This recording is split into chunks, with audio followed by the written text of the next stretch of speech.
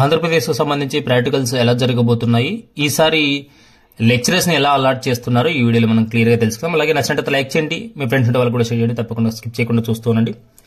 So practicals అనగానే గత సంవత్సరం ఉండవు కాబట్టి సెకండ్ ఇయర్ లో ఉంటాయి కాబట్టి కొంచెం ఫియర్ తో ఉంటారు. కాకపోతే మార్క్స్ అయితే ఖచ్చితంగా కావాలి కాబట్టి, సో మార్క్స్ కావాలంటే ఖచ్చితంగా మనం ఉన్నటువంటి కాలేజీలో ప్రాక్టికల్స్ పర్ఫెక్ట్ గా చేసి ఉంటే మనకు అంతో ఇంతో మార్క్స్ వస్తాయి. ఇంకా బాగా చేస్తే మనకి 30 out of 30 రావడానికి అవకాశాలు ఎక్కువగా ఉంటాయి. కాకపోతే ఈసారి ప్రాక్టికల్స్ మన కాలేజీలోనే జరగబోతున్నాయి. అంటే సెల్ఫ్ సెంటర్స్ అన్నమాట. సెల్ఫ్ సెంటర్స్ ఎప్పుడు కూడా లేవు. పోయిన సంవత్సరము ఈ సంవత్సరం 2 సంవత్సరాలు మాత్రమే ఉన్నాయి. ఇంతకుముందు ఒక 2 సంవత్సరాల క్రితం నుంచి అటుపక్క చూసినట్టయితే ఖచ్చితంగా అప్పుడు జంబ్లింగ్ సిస్టమ్ లో ఉండేవి. ఈ కాలేజీ వాళ్ళు ఇంకో కాలేజీకి వెళ్లి ప్రాక్టికల్ చేసేవాళ్ళు. కాకపోతే ఈ సంవత్సరం మాత్రం సెల్ఫ్ సెంటర్స్ మాత్రమే అనౌన్స్ చేస్తారు. కాబట్టి సెల్ఫ్ సెంటర్ కి సంబంధించి లెక్చరర్స్ ఎలా అలాట్ చేస్తారు?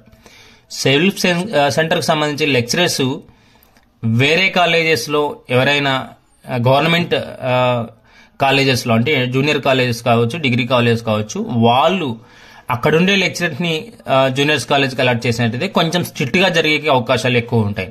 సో గవర్నమెంట్ లెక్చరర్ ప్రాక్టికల్స్ కి వచ్చినప్పుడు మన కాలేజీకి మాత్రం ఖచ్చితంగా స్ట్రిక్ట్ గా జరిగే అవకాశాలు ఉంటాయి.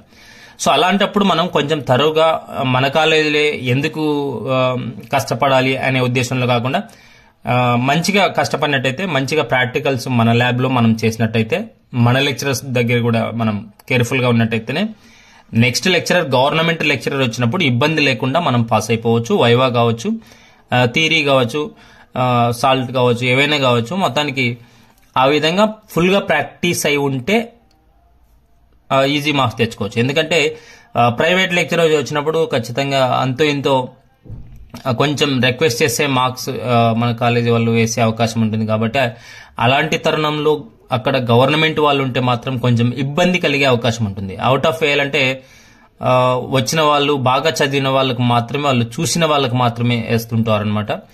సో కాకపోతే ఇక్కడ మరి ఫెయిల్ అవుతామా అని చెప్పేసి చాలా మంది అడుగుతున్నారు. ఫెయిల్ అవ్వడం మోస్ట్లీ జరగకపోవచ్చు, ఎందుకంటే 11 మార్క్సే ఉంటాయి కాబట్టి. సో ఇది ప్రాక్టికల్ సంబంధించిన విషయం. Thanks for watching 3Look@Double.